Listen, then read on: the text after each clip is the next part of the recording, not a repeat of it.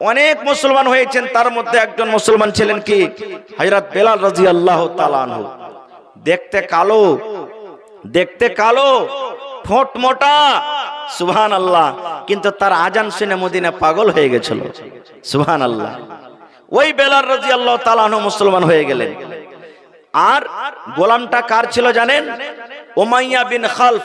তখন মুসলমান হয়নি উমাইয়া বিন খালফ, এটা একটা মুশরিক কাফিরের গোলাম। হযরত বেলাল রাদিয়াল্লাহু তাআলা আনহু মুসলমান হয়ে গেলেন। ওর মালিক জানতে পেরেছে যে আমার রাখাল, আমার চাকর, আমার গোলাম বেলাল মুসলমান হয়ে গেছে। বেলালকে একদিন ডাকছে ওর মালিক আর বলছে, বেলাল তুমি নাকি মুসলমান হয়েছো, তুমি নাকি ইসলাম ধর্ম কবুল করেছো, আরে মুহাম্মাদের ছেলে মুহাম্মদ, আব্দুল্লাহর ছেলে মুহাম্মাদের প্রতি তুমি ঈমান এনেছো নাকি? বেলাল বলছেন, জি হুজুর আমি মুসলমান হয়েছি, জি মালিক আমি মুসলমান হয়েছি। প্রথম দিন ওয়ার্নিং দিচ্ছে বাদশাহ, ওর মালিক যেটা, রে বেলাল তুই আমার বাড়িতে থাকিস, তুই আমার বাড়িতে খাস, তোকে আমি কাপড় দি, তেল দি, সাবান দি, সব দি। এই বেলাল যদি তুই এই মুহাম্মদের ধর্মকে না ত্যাগ করিস, ইসলামকে তুই যদি ত্যাগ না করিস, বাপ দাদার ধর্মে যদি তুই ফিরে না আসিস, তোকে চাকরি থেকে বের করে দেব, তোকে নৌকরি থেকে বাদ দিয়ে দেব, চাকরি থেকে তোকে বাদ দিয়ে দেব। এ বেলাল তুই মুহাম্মদের ধর্মকে ছেড়ে দে। একদিন হয়ে গেল, আবার দ্বিতীয় দিন তার মালিক ডাক দে বলছে, বেলাল রে বল তুই মুহাম্মদের ধর্মকে ছেড়েছিস কিনা? বেলাল রাদিয়াল্লাহু তাআলা আনহু বললেন, এই আমার মালিক, আমি মুহাম্মদের ধর্মকে ত্যাগ করতে পারবো না, মুহাম্মদের ধর্মকে ছাড়তে পারবো না। আমি কালিমা লা ইলাহা ইল্লাল্লাহ পড়ে মুসলমান হয়েছি, আমি এক বলে আল্লাহকে বিশ্বাস করেছি, আল্লাহ হলেন এক, আমি আল্লাহকে কোনোদিন ছাড়তে পারবো না। যখন এর কথা বলা, এরে আমার বিক্রমপুর গ্রামের মায়েরা, খালারা, ভাইরা শুনে নেন। ওরে আল্লাহ তার মালিক অর্ডার দিয়ে দিল গ্রামের লোকেরাকে, রে গ্রামের লোকেরা, ছোট ছোট 8 বছর 10 বছরকার ছোট ছোট মাসুম বাচ্চাকে বলা হলো, এই বেলাল মুহাম্মাদের ধর্ম ছাড়ে না, এই বেলালের হাতে পায়ে দড়ি বাঁধো তোমরা রে, আর দড়ি পেন্দে তোমরা কি করো, গ্রামে গ্রামে গ্রামে তোমার টেনে নিয়ে বেড়াও।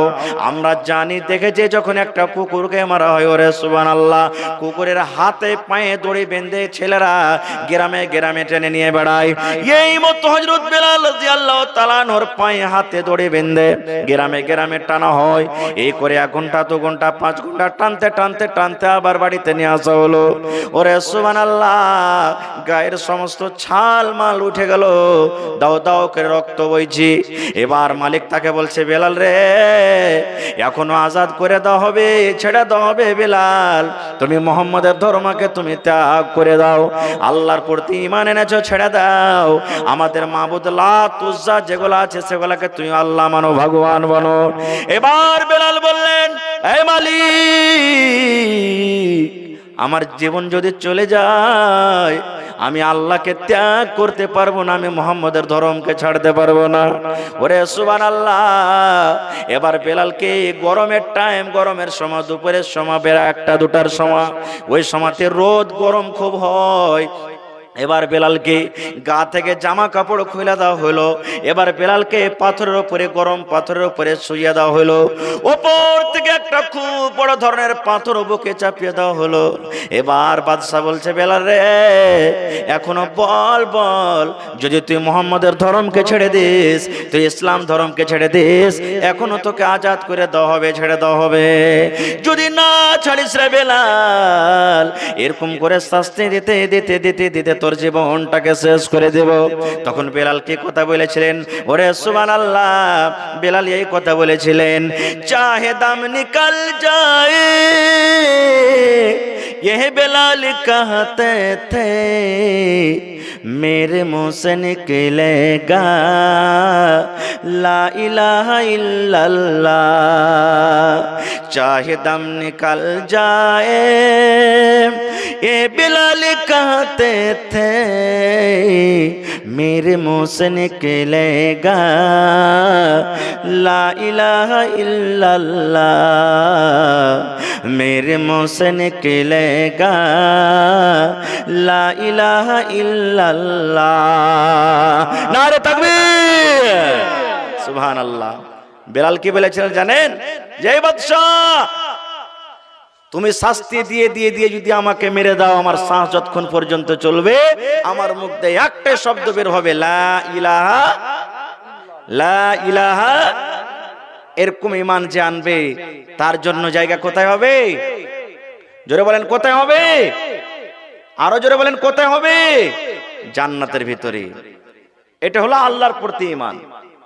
এবার রাসূলের প্রতি ঈমান, রাসূলের কথাকে কিভাবে বিশ্বাস করতে হবে? ঘটনার দিকে আমি যাব না, বাস একদম এটা ঘটনাটা আমি শেষ করি। আল্লাহর নবী সাল্লাল্লাহু আলাইহি সাল্লাম, আপনারা জানেন যে আল্লাহ তাবারাক ওয়া তাআলা নবীকে এক রাত্রে মক্কা থেকে বাইতুল মুকাদ্দাস নিয়ে গেলেন, আর বাইতুল মুকাদ্দাস থেকে 7 আকাশের উপরে জান্নাত জাহান্নাম ঘুরিয়ে আবার একই রাতে মক্কাতে নিয়ে আসলেন। ওই রাতটার নাম কি বলেন তো? যে মেরাজের রাত। মাশাআল্লাহ। সে রাতটার নাম কি? এখন যেখানে ফিলিস্তিনে যুদ্ধ চলছে দেখবেন, মক্কা থেকে ফিলিস্তিন নিয়ে গেলেন বাইতুল মুকাদ্দাস, মসজিদ আকসা, আর ওখান থেকে আবার চলে গেলেন 7 আকাশের উপরে। আল্লাহর আদেশে জান্নাত দেখলেন, জাহান্নাম দেখলেন, সবকিছু দেখা পর এক রাতে নবীজি আবার মক্কাতে ঘুরে এলেন। নবীজি ফজরের নামাজ পড়ে বসে আছেন। নবীর চাচা সব থেকে বড় দুশমন আবু জাহাল সকাল বেলাতে চলে এসেছে, মোহাম্মদ আজকে নতুন কোনো কাহিনী কিসসা শোনাবে না, নতুন কিছু ঘটেনি, ঠাট্টা মজাক করছে। রাসূল বলছেন, চাচা আজকে আমার সাথে যা ঘটেছে জীবনে কোনোদিন ঘটেনি। আবু জাহাল বলছে যে কি ঘটেছে তোমার সাথে? বলছে যে তুমি শুনবে না তো? হ্যাঁ। বলছে কি? বলছে আল্লাহ তাবারাক ওয়া তাআলা মক্কা থেকে নিয়ে মসজিদ আকসা, যেখানে মাসের রাস্তা যেতে লাগবে, ওখান থেকে নিয়ে আবার 7 আকাশের উপরে জান্নাত জাহান্নাম সবকিছু দেখিয়ে আবার আল্লাহ আমাকে মক্কাতে ঘুরিয়ে নিয়ে এসেছেন। যখন এই কথাটা বলা, তখন আবু জাহল খিলখিল করে হাসছে, বলছে দেখ দেখ রে মোহাম্মদ পাগল হয়ে গেছে, দেখ দেখ দেখ, এতদিন তো আর জাদু মন্তর জমিনের উপরে ছিল, এখন আকাশে চড়ে গেছে। তাও এবার তখন আবু জাহল বলছে, হে মোহাম্মদ ভাতিজা, আমার সামনে তুই যে কথাটা বললি, তোর বন্ধু তোর দোস্ত আবু বকরকে ডেকে আনবো, আর সামনে বলতে পারবি? বলছে হ্যাঁ পারবো। এইবারে আবু জাহাল বলছেন, মোহাম্মদ আমার সামনে যে তুমি কথাটা বললে, তোমার বন্ধু আবু বকরকে ডেকে আনিতে তুমি বলতে পারবে? বলছে হ্যাঁ। এইবারে আবু জাহাল বলছে যে আজ তো একে ছোট করবো, আজ মোহাম্মদ কাজ দেখাবো, মোহাম্মদকে অপমান করবো আজকে। এবার দৌড়াতে দৌড়াতে দৌড়াতে আবু বকরের কাছে চলে গেছেন। আবু বকর কি হয়েছে? আরে তোমার বন্ধু মোহাম্মদ পাগল হয়ে গেছে। বলছে কেমন কথা? বলছে তুমি যদি শোনো তাহলে তোমারও মাথাটা ঘুরে যাবে। বলছে আরে হয়েছে কি? তো বলছে যে তোমার নাকি বন্ধু মোহাম্মদ মক্কা থেকে নিয়ে বাইতুল মুকাদ্দাস, আর ওখান থেকে 7 আকাশের উপরে জান্নাত জাহান্নাম আবার দেখে একই রাতে মক্কা থেকে ঘুরে এসেছেন। যখন কথাটা বলা, আবু বকর রাদিয়াল্লাহু তাআলা আনহু বলছেন যে আবু জাহাল, তুমি যদি তোমার মুখ দিয়ে বলছো তো বিশ্বাস করব না, আমি ওখানে যাব, নবী কি বলছেন তারপরে কোনো কথা বলবো। বলে ঠিক আছে চলো না। একবারে তোমার কলেজে 3 কেজির হয়েছে আবু জাহাল, যে আজকে তো মোহাম্মদ পাস করতে পারবে না। এবার টানতে টানতে নিয়ে চলে এসেছে। এবার আবু জাহাল বলছেন যে মোহাম্মদ ভাতিজা, আমার সামনে তুই যে কথাটা বলেছিস তোর বন্ধুর সামনে বল কথাটা। এবার তখন হযরত আবু বকর রাদিয়াল্লাহু তাআলা আনহু বলছেন যে নবীজি, আবু জাহাল নাকি এই কথাটা আমাকে বলছেন যে আপনি মক্কা থেকে বাইতুল মুকাদ্দাস আর ওখান থেকে 7 আকাশের উপরে আবার জান্নাত জাহান্নাম সবকিছু দেখা পরে এক রাতে আবার ঘুরে এসেছেন মক্কাতে, এটা কি সত্য? রাসূল বলছেন আবু বকর জি এটা সত্য, আমি বলেছি। যখন কথাটা বলা রে সুবহানাল্লাহ, হযরত আবু বকর রাদিয়াল্লাহু তাআলা বললেন, আরে আবু জাহাল, আমার নবী আল্লাহ এক আছেন বলেছেন, এক আল্লাহর প্রতি ঈমান এনেছে, আল্লাহকে জীবনে কোনোদিন দেখেনি, জান্নাত দেখেনি, জাহান্নাম দেখেনি, ঈমান এনেছে। এ আবু জাহাল শোন, আমার নবী যদি বলেন আল্লাহ রাব্বুল আলামিনের আদেশে এক রাত্রে মক্কা থেকে বাইতুল মুকাদ্দাস আর সাত আকাশের উপরে জান্নাত জাহান্নাম সব কিছু দেখে একই রাতে আবার ঘুরে এসেছে। নবী গো, আমি আবু বকর আপনাকে মেনে নিলাম, আপনাকে মেনে নিলাম, আপনার প্রতি ঈমান আনলাম, আপনার ঘটনাকে আমি সত্য মনে করলাম। হ্যাঁ হ্যাঁ, আপনি আল্লাহর আদেশে সব কিছু করেছেন। যখন এই কথাটা বললাম, এরে সুবহানাল্লাহ, আল্লাহ রাসূল আবু বকরকে বলেন, আবু বকর, আজ থেকে তোমার নাম শুধু আবু বকর নয় রে, আজ থেকে তোমাকে শুধু আবু বকর বলে লোক জানবে না। আমি দয়ার নবী এলান করে দিলাম, আজ থেকে লোক তোমাকে আবু বকর সিদ্দিক বলে ডাকবে, আবু বকর সিদ্দিক বলে তোমাকে ডাকবে। যখন এখানে যখন পারলো না আবু জাহাল, তখন বলছে যে আচ্ছা ঠিক আছে, এক কাজ করো তো, তুমি যখন একাইতে গেছো তো কয়টা বাইতুল মুকাদ্দাসে খিড়কি আছে, কয়টা জানালা আছে বলো তো। নবীজি রাইতে গেছেন কিছুক্ষণ সময়ের জন্য, আপনারা এখানে বসে আছেন বুঝাবার জন্য বলি, মনে কিছু নেবেন না। যতটি লোক এখানে জালসা শুনতে এসেছেন, যাদের বিবাহ হয়েছে, বাড়িতে স্ত্রী আছে, আছে না নাই? এবার আপনাকে যদি আমি বলি যে হাজি নানা কিংবা হাজি ভাই, আপনি যে আজকে বাড়িতে এসেছেন, তা আপনার স্ত্রীটা কোন কালারের কোন রঙের শাড়ি পরে আছে বলেন তো আপনি? বাড়িতে হাতে কয়টা চুড়ি আছে, কোন হাতে কয়টা আছে, কোন কালারের চুড়ি আছে বলতে পারবেন? পারবেন বলতে? কারণ আপনার আমার স্ত্রী তো সব সময় কাছে, তবে যদি বলতে না পারি, এটা কোন বাজে সওয়াল দেখেন। বলছে যে তুমি কাবা বাইতুল মুকাদ্দাস দেখেছো তো, কোন দিকে কয়টা জানলা কয়টা খিড়কি কি আছে বলো তো। ওরে সুবহানাল্লাহ, যখন এই প্রশ্ন করে দিলেন, আল্লাহ রাব্বুল আলামিন জিবরিল ফেরেশতাকে ডাক দিয়ে বললেন, রে জিবরিল শোনো, আমার নবীকে আবু জাহাল প্রশ্ন করে দিয়েছে, আমার নবীর কাছে কোনো উত্তর নাই, কোনো প্রশ্নের উত্তর নাই। আমার নবী ভাবা চিন্তাতে পড়ে গেছে, রব্বুল আলামিন আজকে আবু জাহালের সামনে কেমন করে আমি পরীক্ষাতে পাস করব। আল্লাহ তুমি কোন রাস্তা দাও। আল্লাহ রাব্বুল আলামিন আদেশ করলেন, জিবরিল রে, আমার নবীর জন্য তুমি রাস্তাকে আসান করে দাও, যাও যাও যাও, বাইতুল মুকাদ্দাস তুমি উঠিয়ে নিয়ে চলেছো, কিংবা বাইতুল মুকাদ্দাস পর্যন্ত আমার নবীর জন্য রাস্তাকে আসান করে দাও, বাইতুল মুকাদ্দাসের ছবিটা আমার নবীর সামনে করে দাও। আবু জাহাল প্রশ্ন করবে আর আমার নবী বাইতুল মুকাদ্দাস দেখে দেখে উত্তর দেবে। সুবহানাল্লাহ, এটা বিশ্বাস হয়েছে না হয় না? এরকম বিশ্বাস হয়েছে না হয় না? অবিশ্বাস করার তো কোনো কথাই নেই এখানে। এর উদাহরণ দিচ্ছে আল্লাহ দুনিয়াতে বুঝার জন্য সবকিছু দিয়েছেন। আপনার বেটা চলে গেছেন সৌদি আরব, আপনার বেটা কাতারে আছে, আপনার বেটা কলকাতাতে আছে, আপনার বেটা দুবাইতে কাজ করছে, বড় মোবাইল নিয়ে আপনাকে ফোন লাগিয়ে দিয়েছে, বিনা তারে, তার নাই কিছু নাই, এক সেকেন্ড আপনার রিং বাজলো। ওরে সুবহানাল্লাহ, আপনার ছেলের মুখখানটা কেমন, আপনার ছেলের জ্ঞান খান কেমন, আপনার ছেলের হাতটা কেমন, আপনার ছেলে কোন জায়গাতে আছে, আপনার ছেলে কি করছে, আপনার ছেলে কোন ধরনের জামা পরে আছে। আল্লাহ রাব্বুল আলামিন মানুষকে জ্ঞান বুদ্ধি এমন দিয়েছে, সাথে সাথে সাথে বড় মোবাইলে ভিডিও কলিং এ মানুষ দেখতে পায়, পায় কি খায় না বলেন? পায়। যদি মানুষ জ্ঞান বুদ্ধি করে এতখানি করতে পারে, তবে আল্লাহ রাব্বুল আলামিন কেন নবীর সামনে বাইতুল মুকাদ্দাসের ছবি করতে পারবেন না? পারবেন কি পারবেন না? এবার মানুষের জ্ঞান আল্লাহর জ্ঞান কতখানি বুঝে দেখেন। আল্লাহ রাসূল সাল্লাল্লাহু আলাইহি সাল্লাম একবার সমুদ্রে, আল্লাহ রাসূল সাল্লাল্লাহু আলাইহি সাল্লাম পুকুরে, নদীতে, এই যে সুই আছে বন্ধুরে, সুই কাঁটাসিয়া সুই, এই সুইয়ের কুমাবে পানিতে ডুবিয়ে দিলেন। পানিতে ডুবিয়ে দেওয়ার পর রাসূল সুইটাকে এরকম ভাবে উঠিয়ে নিলেন। এবার পানি কতখানি লাগবে? সামান্য সুইয়ের মাথাতে পানি লাগবে। নবীজি সুইটা উঠিয়ে নিলেন, আর উঠিয়ে নেওয়ার পর সাহাবীরাকে বলছেন, সাহাবীরে, এই সমুদ্রে পানি রয়েছে, সমুদ্রের হিসাবে সুইয়ের মাথাতে কতটুকু পানি এলো?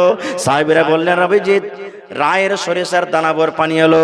আল্লাহ রাসূল বললেন, সাহাবীরে, এই সমুদ্রে পানি রয়েছে, আর সমুদ্রে পানিতে সুই ডুবিয়ে যতখানি মাথাতে পানি এলো, এতখানি বরাবর আল্লাহ রাব্বুল আলামিন গোটা পৃথিবীর কিয়ামত পর্যন্ত যত লাখ আসবে, অত মানুষকে আল্লাহ শিক্ষা দিয়েছেন, ইলম দিয়েছেন। আর সমুদ্রে যতটুকু পানি আছে, সমস্ত এতখানি ইলম আল্লাহ রাব্বুল আলামিন নিজের কাছে রেখে দিয়েছেন। এবার বলেন, একটুখানি জ্ঞান বুদ্ধি পেয়ে যদি মানুষ এক দেশ থেকে অন্য দেশে নিজের বাপকে, মাকে, ভাইকে, স্ত্রীকে, বেটাকে যদি দেখতে পায়, তা আল্লাহ তাবারক ওয়া তাআলার কাছে যে সমুদ্রের ইলম আছে, বলেন সে আল্লাহ কি নবীর সামনে বাইতুল মুকাদ্দাসকে সামনে করতে পারবে না? জোরে বলেন পারবে কি পারবে না? পারবেন।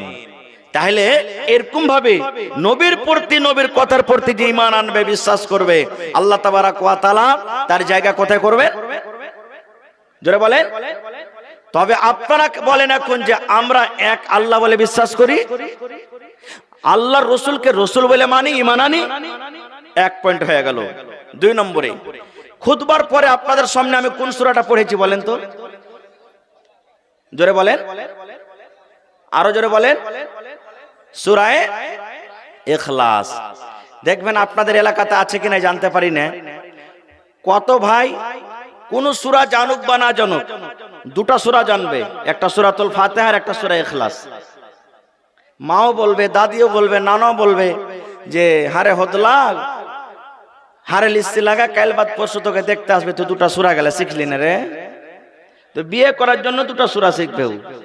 কত দেখবেন ছেলেকে দেখতে যাওয়ার পর দেখা গেছে যে হারে বাবা পড়ালেখা কিছু করেছো তো? জানি নিজের সমান, তো একটা সূরা পড়ো, সূরাতুল ফাতিহা পড়ো।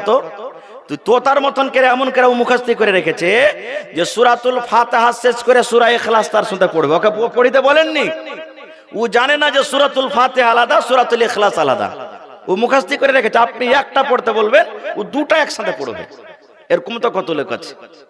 এই সূরাটা তো আশা করছি, আমি যদি বলি যে হাত তুলেন কতটি লোক জানেন, তা আশা করছি সবার মুখস্থি রয়েছে নাকি? কিন্তু সূরাটার দাম কি সবাই আমরা জানি না। কয়েকটা ফজিলত আছে সূরার, একটা ফজিলত আপনাদের সামনে মাত্র বলবো। আল্লাহর নবী বলেছেন, এ আমার উম্মতরা তোমরা শুনে নাও, যে আমার কোন বান্দা, যে কোন বান্দি, আল্লাহ রাসূল বলেছেন আমার উম্মতের মধ্যে যে কোন আল্লাহর বান্দা কিংবা বান্দি, নর হোক কিংবা নারী হোক, বেটা ছেলে হোক কিংবা বেটি ছেলে হোক, আল্লাহ রাসূল বলেছেন উম্মত রে, 24 ঘন্টার ভিতরে তুমি যদি সূরা ইখলাস 10 বার পড়িতে পারো, রাসূল বলেছেন 10 বার যদি তুমি সূরা ইখলাস পড়িতে পারো, কখন পড়িতে হবে টাইম বাঁধা নাই।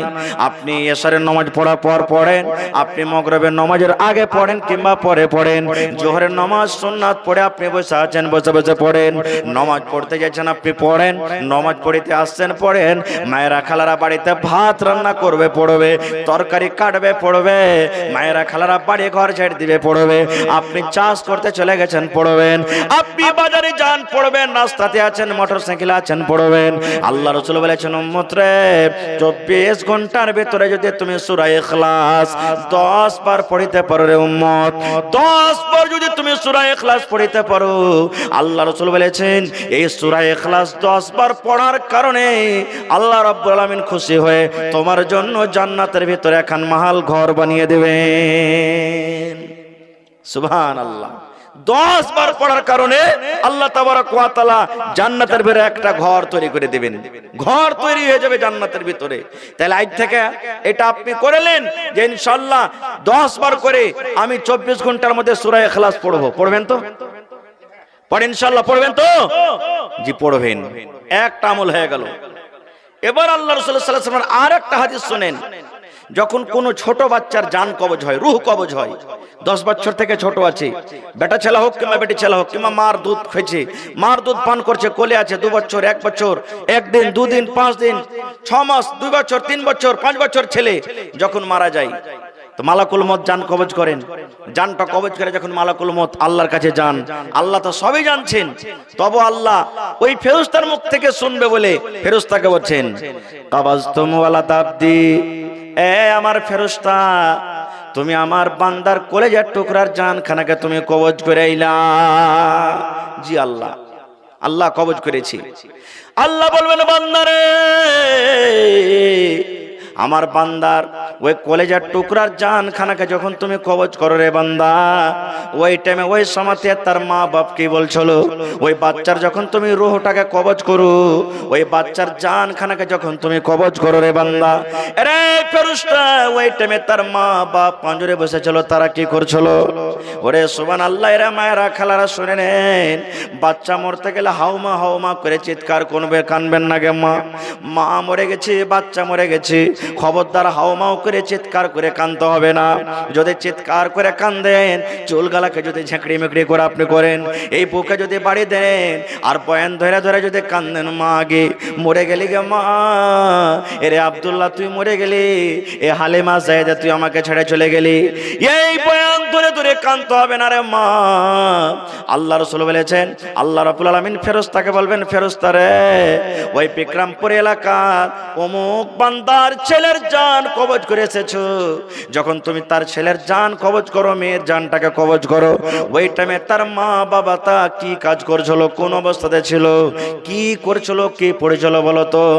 এবারে আল্লাহর ফেরেশতারা আল্লাহকে উত্তর দিবেন, রব্বুল আলামিন যখন তার ছেলের জানখানাকে আমরা কবজ করলাম, ওই টাইমে তোমার বান্দা বান্দি ওই ছেলের মা বাবা আল্লাহ কান্দেনি, তারা দোয়া পড়েছিল।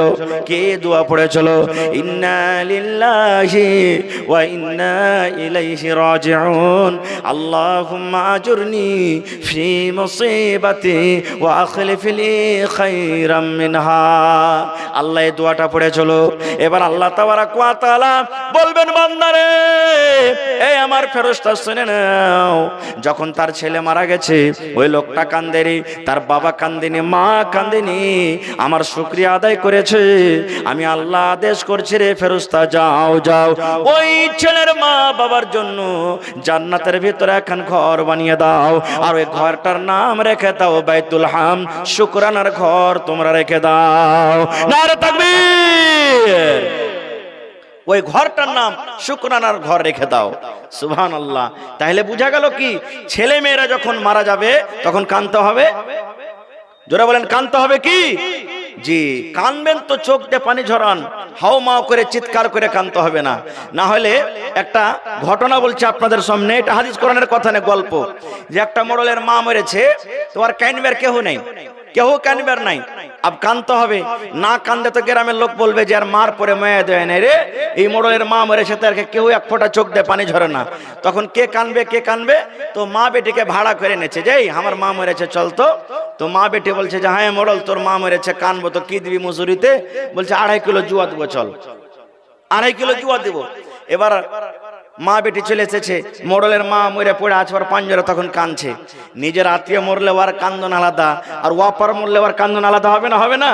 এবার মা বেটিকে বলছে, বেটিকে মা বলছে যে আরে বেটি কানবো তো, কি লিয়া কানবো, কেউ তো লাগে না, ময়া দয়া যা আসে না ভিতরে, কেমন করে কানবো? তখন মা শিখেছে, বেটি আমি যেভাবে কানবো তুই ওভাবে কান্দিস। মোল্লের গে মা মরেছে হু হু হু, মোল্লের গে মা মরেছে হু হু হু, যাও দেবে কি ফাও দেবে হু হু হু, দেবে কি দেবে না হু হু হু। এই তো কান্দন। হায় আল্লাহ, এরকম কান্দন কাঁদতে গেলে নাও হারাম, শরীয়তে আল্লাহ হারাম করে দিয়েছেন, এরকম কান্দন কাঁদতে হবে না। কত দেখবেন মা খালা দাদি নানি এমনও আছে, শরীয়ত জানছে যে মানুষ মরতে গেলে কাঁদতে হয় না, দোয়া দরুদ পড়িতে হয়। তখন অপার মেয়ে লোক কি বলবে জানেন? এর দিল খান কত পাথরটি, এর মার পরে লাগছে একটু কমায় নেই, মাগের খুব ভালো হয়েছে, মেরেছে তো মনে হয় এরকম হয়েছে, বলছে কে বলে না? সুবহানাল্লাহ। জি না, এ মায়েরা খালারা খবরদার, এরকম করতে হবে না। খুব তো বোঝা গেল কি, যে যখন ছোট ছেলে মেয়ে মারা যাবে সবর করতে গেলে আল্লাহ তাবারাক ওয়া তাআলা তার জন্য জান্নাতে এখানটা ঘর বানিয়ে দিবেন। আর একটু আগে চলেন, আল্লাহ রাসূল বলেছেন, যদি কোনো মা, যদি কোনো খালা, যদি কোনো বোন, যদি কোনো নানি, যদি কোনো দাদি বেঁচে থাকা কালে 4 খান কাম করতে পারেন, আল্লাহ রাসূল বলেছেন, মহিলা আল্লাহ রাব্বুল আলামিন তোমার জন্য জান্নাতের ভিতরে এখন ঘর বানিয়ে দিবেন। আল্লাহ জান্নাতের দুয়ার খুলে দিবেন, কিয়ামতের দিন 8 খানা দুয়ার আল্লাহ রাব্বুল আলামিন খুলে দিবেন, আর বলবেন, এরে বান্দি, এরে বিক্রমপুর গ্রামের মায়েরা খালারা শুনেন, যদি 4 খান জীবনে কাজ করতে পারেন গে মা, আল্লাহ রাব্বুল আলামিন এই 4টা কাজের বিনিময়ে জান্নাতের কিয়ামতের দিন 8 খানা দরজা খুলে দিবেন, যেই দরজা দিয়ে ইচ্ছা জান্নাতের ভিতরে চলে যাবেন। যদি কোনো মা, যদি কোনো খালা, যদি কোনো বোন বেঁচে থাকা কালে 4 খান কাজ করতে পারে, 1 নম্বর রাসূল বলেছেন, আল মারআতু ইযা সাল্লাত খামসাহা, যদি কোনো মা, যদি কোনো বোন, যদি কোনো দাদি, কোনো নানি, কোনো বোন যদি 5 ওয়াক্তের নামাজ আদায় করতে পারে, কয়েকটা নামাজ, জোরে বলেন কয়েক টাইমের নামাজ? কত মা খালা আছে নামাজ পড়েন না। যদি বলা হয় যে আগে খালা নামাজ কেন পড়িস না, কি করবো বাজি, 8 আনা 4 আনা 10 পয়সা 5 পয়সা বাড়িতে ছেলে পিলা আছে পড়িতে পাই না, এরকম বাহানা করে। কত মা খালা বলবে যে বাড়ির কাম কাজে এত যে বাজি কাজ করতে করতে সময় শেষ হয়ে যায় কিন্তু নামাজ পড়তে পারি না। এই আমার মায়েরা খালারাকে একটা হাদিস শোনাবো। আহা, মা ফাতেমার থেকে বেশি কাম করেছেন। মা ফাতেমাটাকে বলেন তো? মা ফাতেমাকে নবীজির কলিজার টুকরা, যেই নবীর বেটির ব্যাপারে রাসূল বলেছেন ফাতেমাকে যে কষ্ট দিবে নবী আমাকে কষ্ট দিল। সুবহানাল্লাহ। যেই ফাতেমা রাদিয়াল্লাহু তাআলা আনহার ব্যাপারে রাসূল বলেছেন আমার বেটি জান্নাতে যাবে, শুধু জান্নাতে যাবে না, কিয়ামত পর্যন্ত যত বেটি ছেলে জান্নাতে যাবে সমস্ত মহিলাদের সরদারনি হবেন আমার বেটি ফাতেমা। একদিনকার ঘটনা, স্বামী স্ত্রী বিছানায় শুইতে আছেন। নবীজির জামাইয়ের নাম হলো হযরত আলী, ফাতেমার স্বামী। একদিন বলছেন বিবিকে, ফাতেমা একটা কথা বলবো। বলছে কি? বলছে তোমার আব্বুর কাছে যাও না, তুমি বাড়িতে কাম কাজ করেছো, তোমার খাস্তা না হিচ্ছে, তো তোমার আব্বু অনেক গোলাম পেয়েছে লড়াই যুদ্ধ করে, একটা গোলাম গলা তুমি গিফট নিয়ে এসো, তোহফা নিয়ে এসো। এবার চলে গেলেন ফাতেমা। তারপর দিন সকাল হলে চলে গেলেন, নবী বাড়িতে নাই। সতার মা আয়েশা রাদিয়াল্লাহু তাআলা আনহা বাড়িতে আছেন। বাড়িতে ঢোকাবার তখন বলছেন যে মা, হযরত আয়েশা বলছেন কি মা ফাতেমা বলো? বলছে আব্বু বাড়িতে নেই।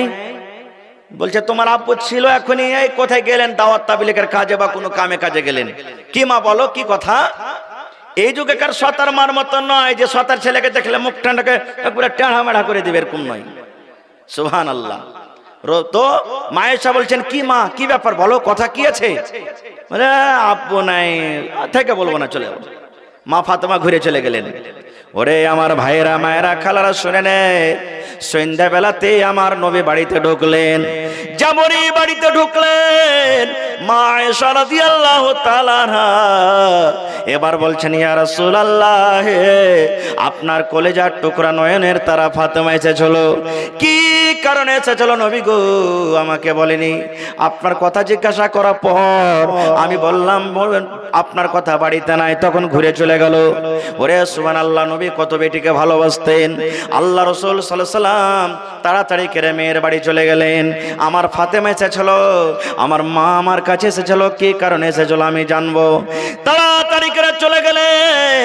যেই টাইমে নবী গেলেন বাড়ির ভিতরে, এ আমার ভাইয়েরা মায়েরা খালারা শুনেন, ওই টাইমে ওই সময়তে নবীর বেটি ফাতেমা আর জামাই হযরত আলী রাদিয়াল্লাহু তাআলা আনহু দুইজন একই বিছানায় তারা শুয়ে গেছেন। এরকম হালাতে রাসূল পৌঁছছেন বাড়িতে। বাড়তে অনুমতি চাইলেন, ফাতেমা আলী বাড়িতে আছো? নবীর আওয়াজ পেয়ে তারা ধসমস করে বিছানা থেকে উঠছে। রাসূল বলছেন উঠিও না বিছানা থেকে, যে যেমন ভাবে শুতে আছো শুতে থাকো, তোমরা দুজন একই বিছানায় শুতে থাকো, উঠতে হবে না, উঠার কোনো দরকার নাই। রাসূল বাড়ির ভিতরে ঢুকলেন। মা ফাতেমা বলছেন বিছানার একদিকে হযরত আলী আমার স্বামী আর একদিকে আমি, আমাদের দুজনের মধ্যখানে নবী বসে গেলেন। যে আর এই যুগে যদি শ্বশুরের সাথে যদি জামাই ভাত খেয়ে নেয় তাহলে বলবে এই শালার হায়া শরম কিছু নেই, শ্বশুরের সাথে কেউ খায়? বলবে কি বলবে না? বলবে হায়া শরম বলে কিছু নাই। আর হযরত ফাতেমা বলছেন একদিকে আলী একদিকে আমি, বিছানায় বসে গেলেন মধ্যখানে। এরে আমার ভাইরা মায়েরা খালারা শুনেন, এবার রাসূল বলছেন ফাতেমা আমি নাকি শুনলাম তুমি আমার বাড়ি গেছিলে, মা কি কাজে গেছিলে বলো তো? এবার ফাতেমা বলছেন কোনো মুখ দিয়ে কথা না বলে চোখ দিয়ে ঝরঝর ঝরঝর করে পানি ঝরতে শুরু হয়েছে। নবীর কথাটা শুনে চোখ দিয়ে পানি ঝরতে শুরু হয়েছে। আল্লাহ রাসূল বললেন ফাতেমা তুমি কেঁদো না, কেঁদো না, কেঁদো না মা, তুমি বলো তো আমার বাড়ি তুমি কেনে গিয়েছিলে? যখন কথাটা বলা মা ফাতেমা নিজের হাতখানা এরকম ভাবে দেখাচ্ছেন, আব্বা গো এই যে আপনি আমার হাতের দিকে দেখেন, এই যে আপনি আমার হাতের দিকে দেখেন, এই আমার হাত খান্ডাকে দেখলেন। যেমন এমন কথা বলা, ওরে সুবহানাল্লাহ। এবার নবীজি দেখছেন নিজের কলেজার টুকরা ফাতেমার হাতে ছোট ছোট ফোঁসা পড়ে গেছে, ফোঁসা পর্যন্ত ফোঁসা পড়ে গেছে, কত ফোঁসা গলে গেছে। রসুল বলছেন, ফাতেমা এমন করে ফোঁসা তুমি কি কাজ করতে গিয়ে ফেলেছ রে মা? তোমার হাতে এত বড় বড় ফোঁসা পড়ে আছে, ব্যাপারটা কি বলো তো? ফাতেমা বলছেন, আব্বা গো, বাড়িতে কাম কাজ করে জাঁতা পিছে পিছে আব্বা ইন্দারা থেকে কুয়া থেকে পানি তুলে তুলে জাঁতা পিছে পিছে আব্বা গো আমার হাতে দেখেন বড় বড় ফোঁসা পড়ে গেছে। জাঁতা পিছে পিছে। এখন তো জাঁতা ঢিকি নেই, শুধু ভাত রান্না করবে আর খাইবে। যদি শাশুড়িতে কোনো কথা একটু বলে দেয়, কত আমার বহিন আছে একবারে ফট করে মাকে বলবে, মা গে কি হয়েছে রে বেটি, মিনসার বাড়িতে আর থাকতে পারবো না গে মা। কি হয়েছে? বলছে তোর জামাইকে বলবো আলাদা করে খায়, কার না তো আমাকে তালাক করে দেখ, আর বাড়িতে থাকতে পারবো না, সইতে পারি না।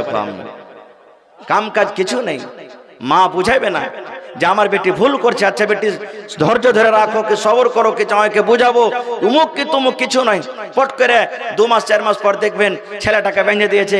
বেঁধে দেওয়ার পর বলছে যে 3 লাখ টাকা দিয়েছি, 2 লাখ বিয়েতে খরচ হয়েছে, 5 লাখ হইলো, 2 লাখ টাকার ফার্নিচারের সামান দিয়েছি, 10 লাখ টাকা দিয়ে তালাক করে নিয়ে চলে যা। এরকমই হয়েছে শেরশাবাদের মধ্যে।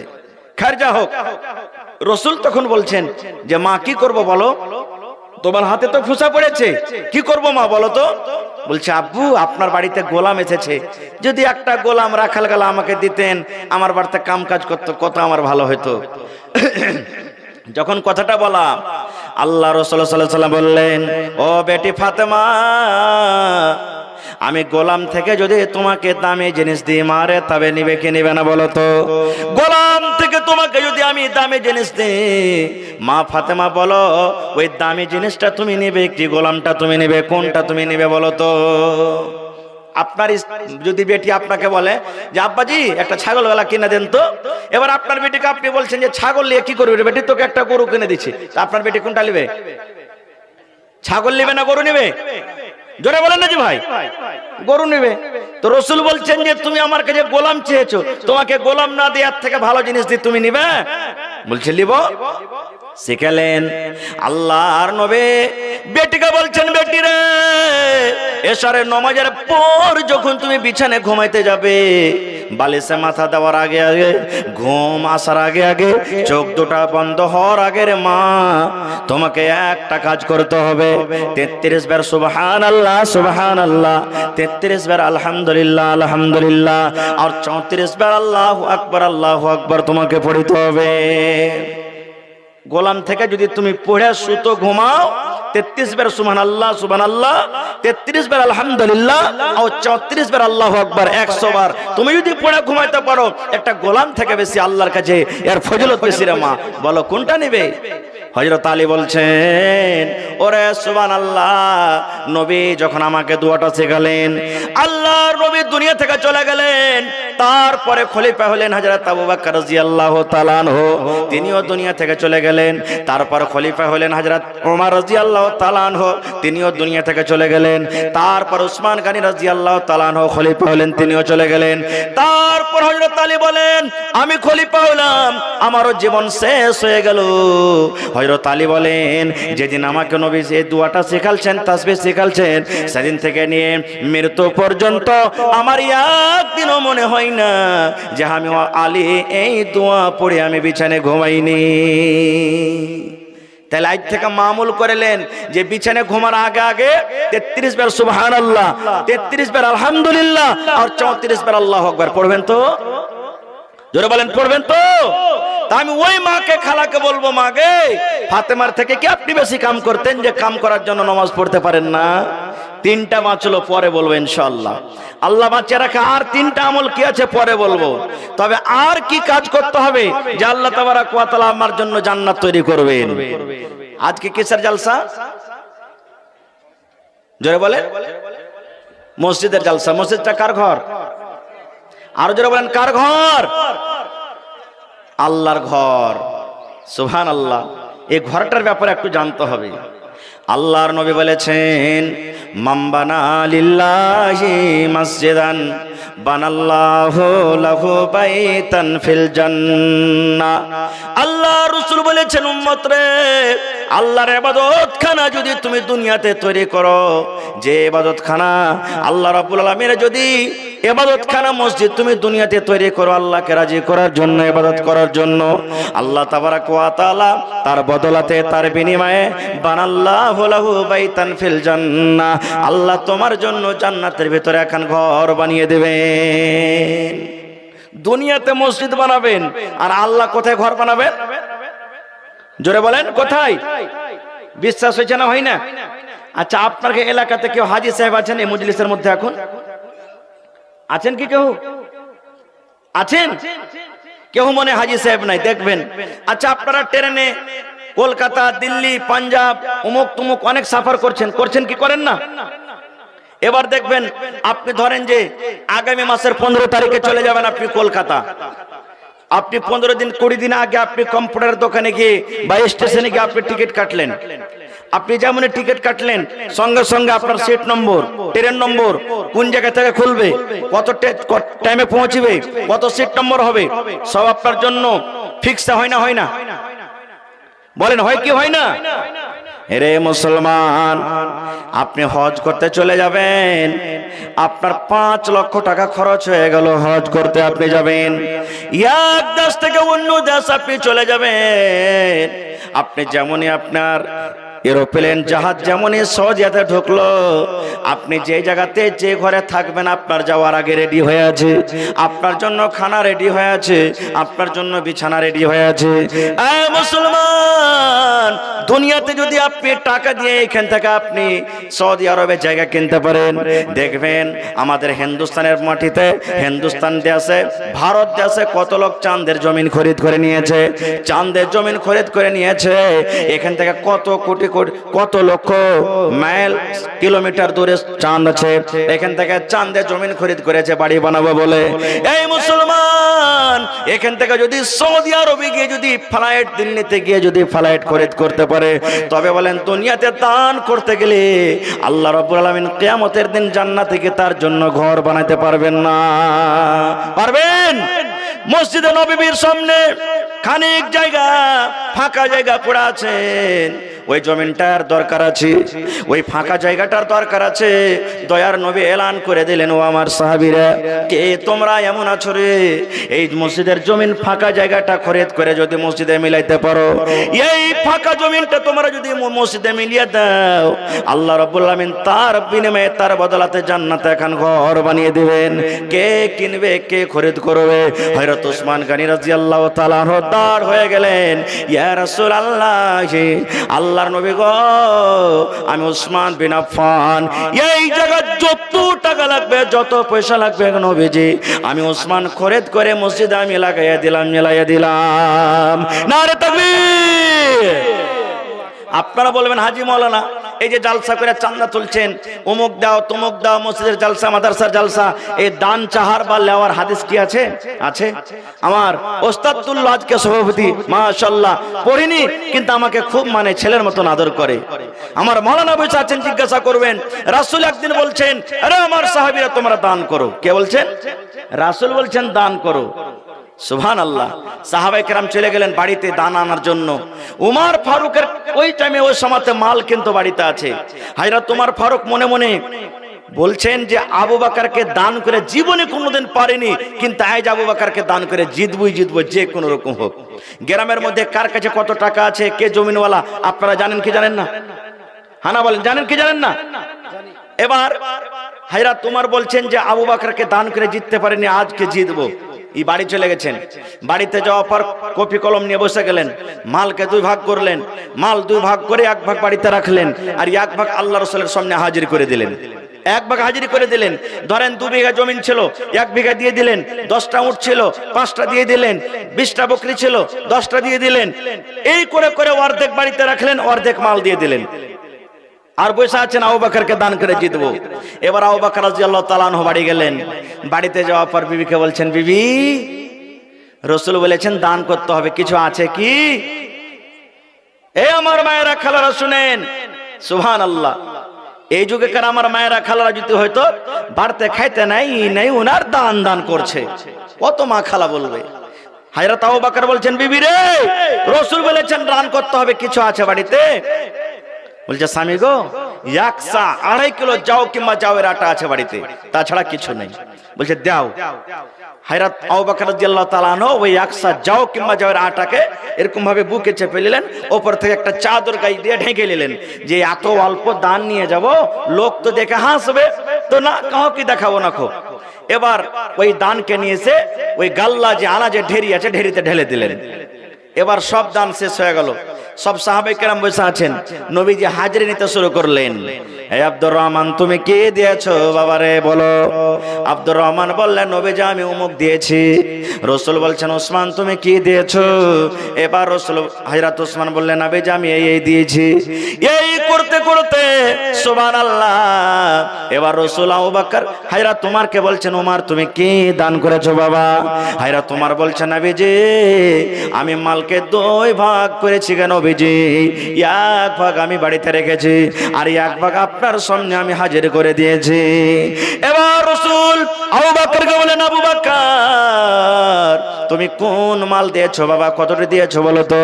যখন কথাটা বলা, হযরত আবু বকর বললেন, ইয়া রাসূলুল্লাহ, আল্লাহর নবী গো, আমি আবু বকর কি মাল দিয়েছি এটা জিজ্ঞাসা না করে আমার বাড়িতে আমি কি রেখেছি আর কি দিয়েছি এটা আমাকে জিজ্ঞাসা করেন।